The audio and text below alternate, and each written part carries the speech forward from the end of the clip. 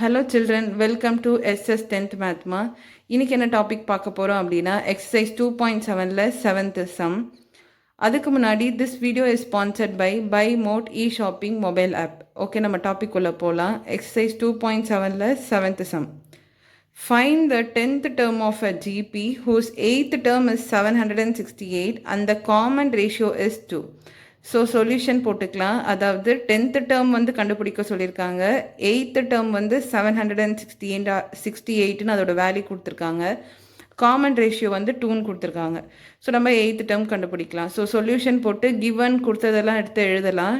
Term 8க்கு வந்து நமக்கு T8 வந்து என்ன வேல்யூ கொடுத்துருக்காங்க? 768. காமன் ரேஷியோக்கு என்ன கொடுத்துருக்காங்க? 2ன்னு கொடுத்துருக்காங்க. என்ன கண்டுபிடிக்கணும்? 10th டேர்ம் கண்டுபிடிக்கணும். ஓகே, ஸோ ஜிபிக்கு ஜென்ரல் ஃபார்ம் என்னதுன்னா T N equal to A R n-1. ஓகேவா? ஜிபியோட ஜென்ரல் ஃபார்ம் என்னது? T N equal to A R to the power n-1. இப்போ டேர்ம் 8க்கு எழுதணும்னா என்ன பண்ணுவோம்? T8 equal to A R to the power 8-1. So 8ல் 1 போயிடுச்சுன்னா 7. So A R to the power 7ன்னு வரும். ஓகேவா? இது T8க்கு. ஆல்ரெடி T8ஓட வேல்யூ கொடுத்துட்டாங்க 768. அப்போ A R to the power 7 equal to 768. ஓகேவா? நெக்ஸ்ட் இதே மாதிரி 10th டேர்ம்க்கு எழுதணும். So T10 equal to A R 10-1. ஓகேவா?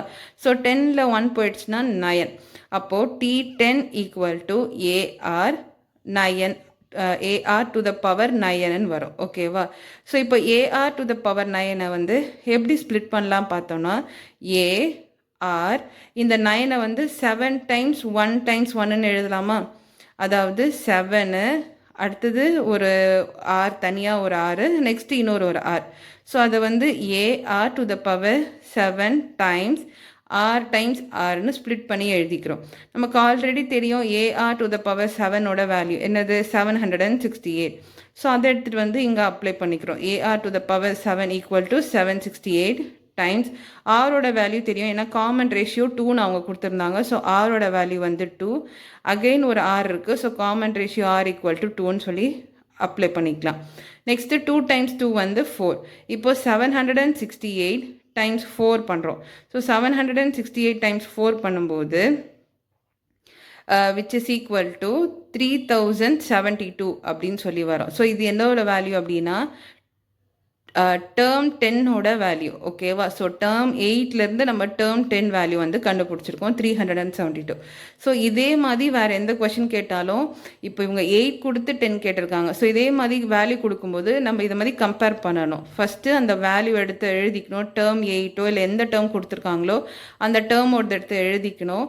எழுதிட்டு இந்த மாதிரி ஜென்ரல் டேர்மில் வந்து எழுதிட்டு அடுத்தது அந்த கொடுத்து ஃபைண்ட் அவுட் பண்ண வேண்டிய வேல்யூ எடுத்து எழுதிக்கணும். அதை ஸ்ப்ளிட் பண்ணி இதோட கம்பேர் பண்ணி நம்ம எழுதணும்னா ஆன்சர் வந்துடும்.